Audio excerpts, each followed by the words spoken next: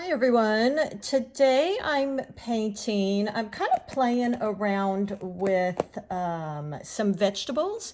And the reason I'm doing that is let me show you. I have this book that I've actually been working on for quite some time. Let me lift the camera up a bit so you can see the entire book. I've probably been working on this for maybe 3 years. And it's something I want to leave to my girls because I like to cook a lot. And actually, we cooked a lot when they were growing up. So I bought this journal. I'll try and find a link for it if you'd like to do this because I think it's super fun. And it's going to be a really great keepsake for them one day. So what I've done, and I left a few pages in the front here so that, you know, I could maybe write some things or I don't know yet, but I did leave some pages in the front. This is a watercolor journal, and I am slowly adding these little recipes that we've made as they're growing up and just different little, I actually have made these with my grandkids. We have a fig tree here, so we love our figs, and I did this page here. And then I just use watercolor to paint these, and I hand write in the recipes. This is a little peach crisp. I painted, of course, all the little peaches. And let's see, what else have we got here? A summertime strawberry salad. And they're just really fun. And again, I'm really taking my time with this so that I can think about what I'm putting in here, and it's just something fun that I go do occasionally when I think about it or a recipe comes to mind. So I want to add maybe one tomorrow. I'm not sure what recipe I'm going to do, but I'm going to put that in there. So meanwhile, what I wanted to do is just take my little pad, my Artisto pad, of course. Sorry about that, got dark for a second. And I'm just going to practice some veggies because I'm thinking for tomorrow I will do some type of recipe that maybe has some veggies in it. So I've got my favorite, as you know, my Artisto pads that I'm going to be painting in. I love because I actually make these for every season, a separate one. I do color palettes in here, all kinds of fun things, and then I look through it and I get inspired. I see where I've created things that I really loved and learned and grown. So these are really great pads. They've got a great texture on them too. And you can always rip them out because they are perforated. I'm also going to be using, I thought this might be kind of fun. I've got my Meeden palette, which I love, as you know, because it has these giant wells to mix in, and I tend to mix big, so I really like that palette. I've also got my Meeden 2 wells, and I've had several of you ask me, thank you for asking, why I have 2 separate waters. One of them, and quite often you'll hear me say wash and rinse. So this one is for washing your brush. So I've got my, paint on my brush here. I go in, isn't that cool? Look at the little squiggles. I just love everything about watercolors, you guys. So before I go to, like, say I use that bright purple, before I go to my yellow, I want to wash my brush, and then I want to rinse it. And the reason this is so important is because watercolors are so transparent that if I had any purple on here and I went into my yellow and put it on my paper, it's gonna have that purple pigment in it, even if it's just a little bit. And just in this instance, purple and yellow are opposites on the color wheel. And when you mix opposites in particular, they create a muddy color. So, but even if they weren't that contrasting color or opposites, you always want to have a clean brush so you can really get that true color of the paint that you're using. So always wash and rinse your brush. And you can tell if you got all the paint out because if you wipe it on your towel, mine is clear, where if you have any paint left, it's going to show up on there. So I wanted to just share that because a number of you asked me what I mean when I'm saying wash and rinse. And I didn't really think about it because I've done it for so many years. I just assumed we all knew what that meant. So thank you for the subscriber that asked me about that. The other thing I wanted to share is, as you know, I love my Meeden palette. It's nice and heavy too, so it doesn't slide around. I love my Meeden my 2 wells, water wells. And I also have this I'm trying out that I think, number one, I love the box. I will buy things sometimes, you guys, just for the aesthetic quality. Of course, I wouldn't recommend to you guys anything that I didn't feel was quality, but I just love their packaging. So this is the first time I'm going to be using this. And you can get these on Amazon. I'll give you the link. But look at just how beautiful their brushes are. I love that. I love painting with beautiful brushes, with beautiful palettes. That's just so fun for me and makes watercolor that much fun.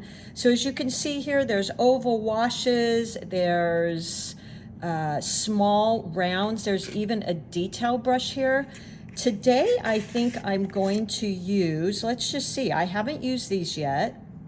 Now what's really interesting is as I'm looking at this, how funny. Now maybe this, I didn't see, okay, here, it says right here. So they give you a detail brush, 2 detail brushes, 1, 2, 2 rounds. So I'm assuming they mean those. These are the detail brushes. A script brush, I'm gonna assume is this one. Another script brush, a flat wash brush, another flat wash, and a glazing brush and a fan. So interesting that their brushes aren't actually marked, but that's not a big deal for me. So those are the different brushes they give you in here. So you have 10 pieces, and I'm sorry, I forget the price of this, but I will link it for you. When you get a new brush, and look at how fun. It's a white brush, but it has a blue tint to it there and here. So for me, you guys, if I kind of like the way this brush works, I will use this brush all the time. It's kind of like my velvet touch I buy because it's got this velvet feel to it, and I like the Princeton brush. But things like that to me kind of mean a lot. I like using pretty things. It just makes me happy. It makes me want to paint. So when you do get a new brush, you always want to make sure it's going to have, typically, for the most part, let me pull another one out here. This is hard, okay? So when you get a new brush, now I just kind of ran it across my fingers and it opened it up and it's rather soft, but always rinse your brush. So I'm just going to rinse it here in my Meeden palette, in my clear water, and get all of that coating off of it that they ship it in. They also come in these wonderful little plastic protector sleeves. And then typically you can use a little bit of bar soap or something too, but I usually just rinse them and then just kind of wipe them off. But again, look at how pretty this brush is. Doesn't it make you just want to pick it up and paint with it? All right. Let's move on. I'm using my MeiLang palette. As you know, if I'm doing any type of commission piece or piece I'm going to gift, I will typically use my Winsor Newton, but they are a little bit pricier, and I like this MeiLang palette you see me use all the time. It's got all the colors. It's really vibrant and creamy, and I just love it. All right. So I don't know if you can see here in the camera, but I've got a carrot here. Let me just darken that up a bit. So I kind of just free drew a carrot here, and it's got some little fringy leaves. We eat a lot of turnips. We're big juicers here, so I thought that, plus it's my favorite color, which is that Quin Magenta. So I thought, oh my gosh, I have to paint a turnip. And I'm just kind of having fun with the little leaves. And then here, I cooked broccoli this morning, so I thought, oh, that might be fun. It's almost kind of got that tree quality. So I drew a piece of broccoli. And then just because it's pretty, I drew, this is like a squash. So I've got that on there. I thought that might be fun. So that's what I'm painting. And again, I think tomorrow I'll try and maybe paint some type of recipe with these veggies. So let's go ahead and play with this. Let's try out our new brush. I'm going to, let's first paint. I want to work from top to bottom, because if I do the bottom first, I'm going to accidentally touch it with the palm of my hand. Now, what I'm noticing right away, actually, with this Meeden brush is it holds a lot of water. It's quite soft. I typically like a little bit springier, more rigid, stiffer brush, but let's see how this does. I'm gonna pick up my cad orange here and start with that beautiful carrot. So let's get this in a well. I actually got a well here. Let me turn my palette. And if you could hear that right now, you can hear how solid that palette is. It really feels like quality when I use it, and I kind of like that. Not usually one for real heavy things, but I kind of like this, and it doesn't move around, so I kind of appreciate that too. All right, so I've got my orange in there. Let's see, a carrot might have a little bit of red. With my MeiLang palette, or if you're using Winsor Newton, it's going to be cad orange. I might use this burnt sienna in the carrot maybe, because we're dealing with fall right now. So a little bit of brown in there would be pretty. And maybe this red we could add into our carrot. You can just use actually this reminds me of kind of an orangey red. It's very warm red. So maybe like an alizarin crimson would be pretty. And let's see, what other color could I pick up here? Well, green, of course. So you can use your sap green, your olive green. I'm sure by now you probably, unless you're brand new, have kind of your favorite green go-tos. I do mine. I always tend to mix my sap and my olive green. And I'm just giving it that tea consistency, so it's quite movable. And there we go. So let's go ahead and get started with this. Let me rinse my brush, or wash my brush first, then rinse it. And again, these brushes, the first thing I'm noticing, they hold quite a bit of water, which tells me they're soft, kind of like a Princeton Neptune brush. And then I'm going to go in and let's see, let's do a light glaze. So I'll pick up some of this orange paint, add a little bit of water. Now I'm going to add it to some of that yellow because I want a fairly light value. And let's just have a coat of paint on our carrot first. Ooh, now that's a little bit darker than I wanted to go. So I'm going to add a little bit more water. And as you see, I'm going to leave white space in here like that. You know, I love the white space in it. To me, that really, if you're a beginner, get used to leaving that white space, because I think that's one of the things I will notice with beginners is they don't do that. They want to color in their entire piece. I think we learned that in like kindergarten, you know. It's like you don't really leave white spaces. You just automatically fill in. So there we go.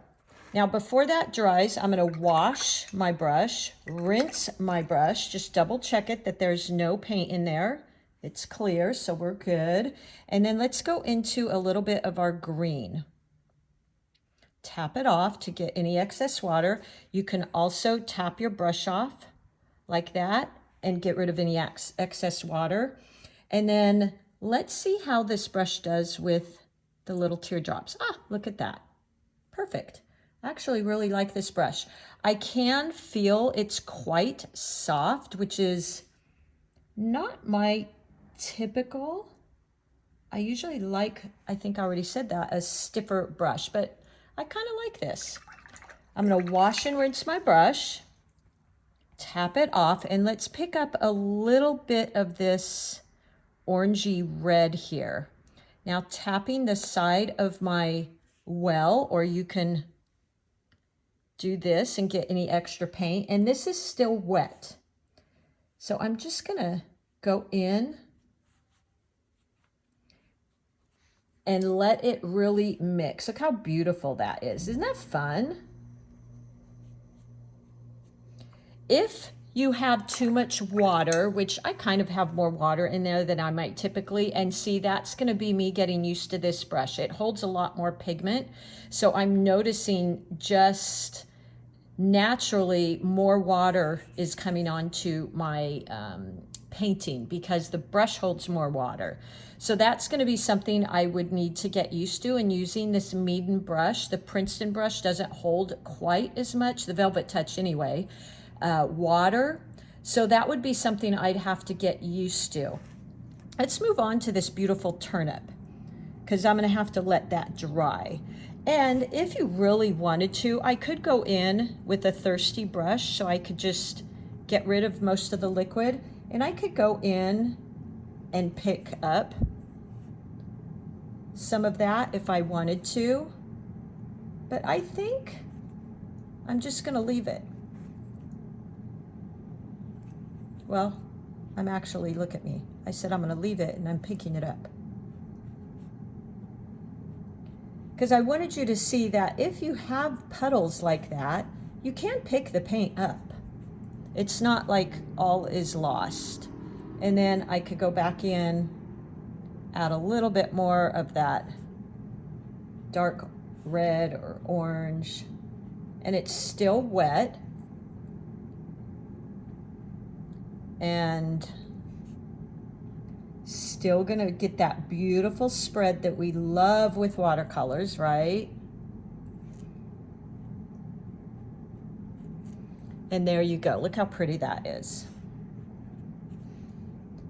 I'm actually, while we're here, let's add in a little bit of that brown. I think that could be really pretty too. Kind of gives a little bit of warmth to our carrot, I suppose.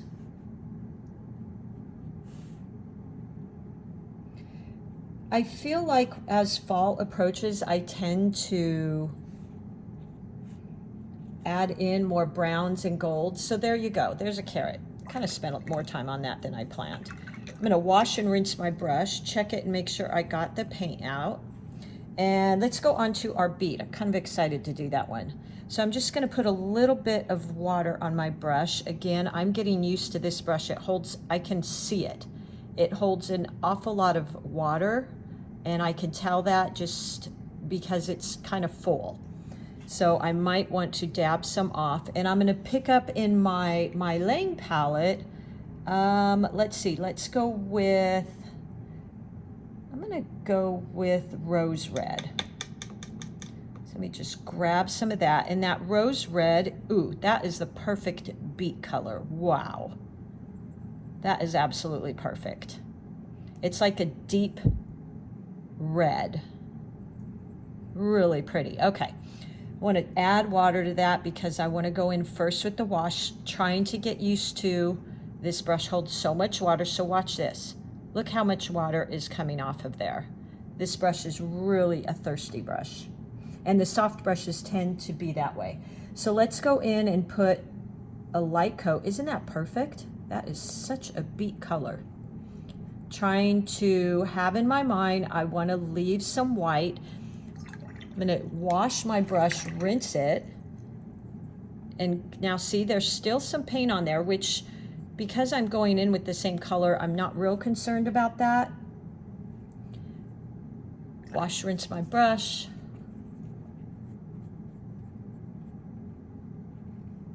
And yeah, I'm noticing this brush really puts a lot more pigment on my paper. So that'd be just something I have to get used to, which is fine.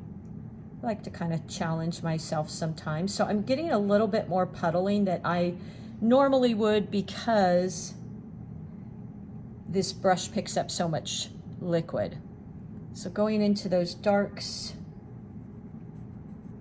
just adding in some of that. Look how pretty that is.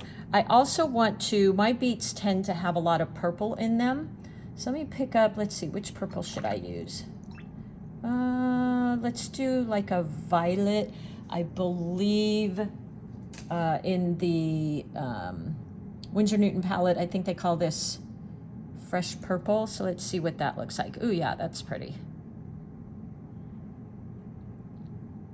And I'm just gonna dab in. Ooh, yeah. Now see, again, I'm not used to this brush, so that really dropped in a lot of paint, a lot more than I'm used to. So see me, I even am learning sometimes. I'm gonna go in and pick a little of that up. So different brushes are gonna behave differently, and it's really, I'm so used to using a MeiLiang brush, I mean a Princeton brush. I know how much water, I know how much pigment it picks up, so that's just what I'm used to. But look at that. Now I'm going to go ahead and do the stem coming out in a red because beet stems are really red. So just like that. Now before that dries, I might just add in some more touches. Before this dries, I want to go in and add the green. So wash and rinse my brush, tap it off, pick up some of that beautiful green, whichever green you want to use, and let's just tap in. And I want it to mix with that red because I think that's so beautiful with the beets is that I'm gonna go this way. I think that's so pretty with the beets. Those two colors are beautiful.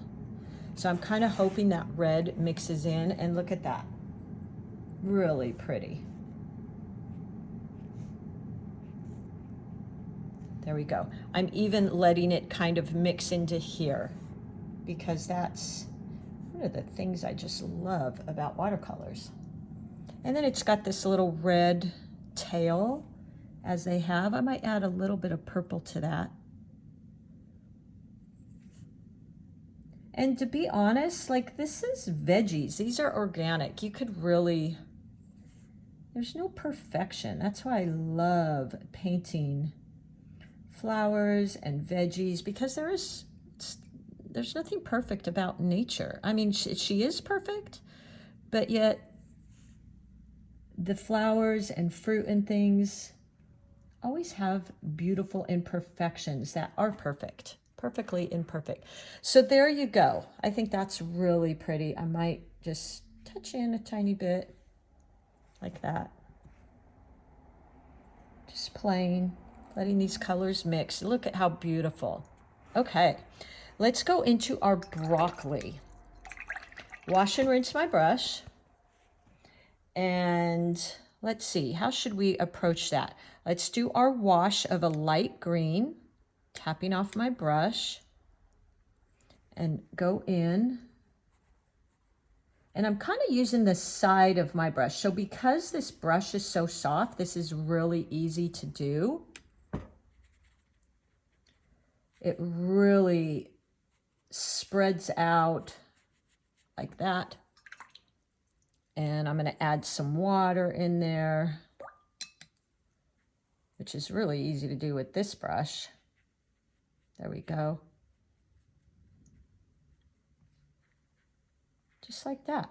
And look at it, even got a little bit of that root in it. I'm totally okay with that. Let me pick up a little bit of my olive green and just tap in here and there. It's almost like creating a tree, isn't it?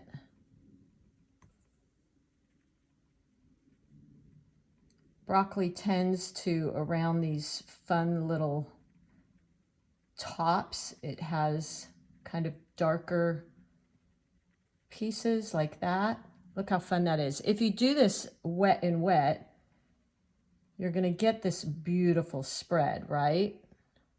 And then I think in here, we'll just draw some little lines like that.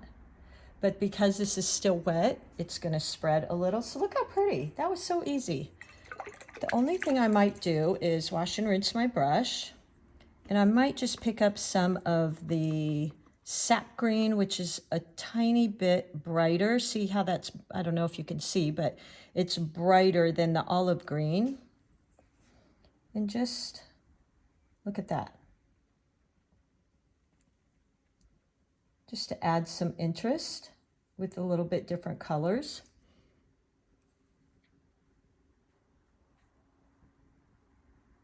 There we go. So this can, you know, have fun with this. If you want your broccoli to have yellow in it, put some yellow in it. There's no rules here as far as I'm concerned.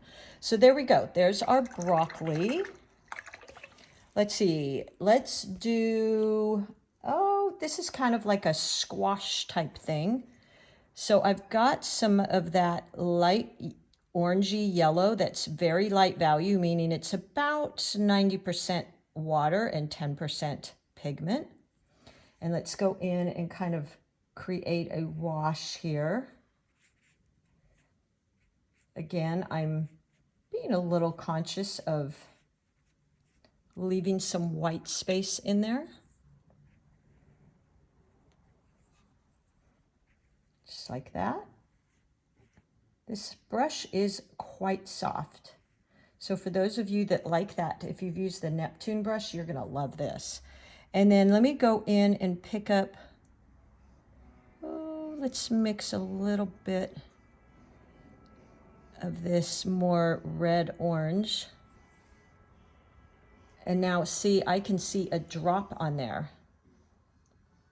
So I'm gonna tap it off because I don't necessarily want a puddle. And just kind of play with this. Let's see, let's do maybe down at the bottom. It might be a little bit darker. I just love these gourds, by the way. Aren't they fun? I always buy those in fall. And again, you know, you can have green in here. You could have browns. You could have red. Like, make this gourd whatever you want to make it. This is your piece. I'm going to go in and add, let's see, let's pick up a little bit of yellow and maybe add some of that in. Ooh, yeah, look how pretty that is. Now that was a lemon yellow, so it's quite bright. And I feel like I might want to add, I want to smooth out this line number 1. There we go. I want to add some green in there. So let's, now I have to be careful because this brush holds so much water. See, I'm learning with this brush, but I really do like it. And I'm going to add in some green here. There we go. Yeah, I like that. Oh, well, hello, Eden. This is my little kitty. Hi, Eden. Coming in to see me. Look at you. Hi, Eden. Hi. Hello, pretty girl. Would you like to see our kitty? Look at her. She's so cute. Hi, Eden. Meow. So cute. Okay. Let's see. Hi, Eden. Hi, Eden. She's coming to see what we're painting. So I'm just playing here. Kind of tapping in here and there. There we go. Hello, Eden. She's meowing at me. Maybe she's hungry. Are you hungry? I feel like I might want to add a little bit more. Let's see. How could we do that? Add in just so you get this feeling of texture in there. I'll do that in a minute. Let's finish this here. Hi, Eden. Hello, little girl. You're so cute. You're so cute, Eden. Really, like I said, have fun with this stuff. You know, if you want your squash or gourd or whatever you might call this thing to look one way, you do it. Okay, so let's let that sit a minute, and I'm actually going to go into this carrot and add some, as you know, I talk about values so much. Let's just add in some darker values here, but very organic feeling. So I'm going to use this side of my brush and kind of come down, pick up some darker red, and look at that, how pretty.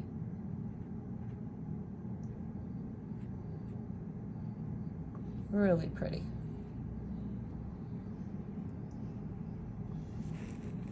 There we go. Maybe, let's see, what other color could we add in there? A little bit of brown. So you always, in watercolors, just building those layers and going from dark to light. Maybe on the edge, it's a little bit darker over here. So we can darken that up a bit. I'm painting a pretty loose style here. There we go, I think that's pretty. Wash and rinse my brush, tap it off and dry it off. And I might just pick up some of that. Lift, play with the lifting. There you go.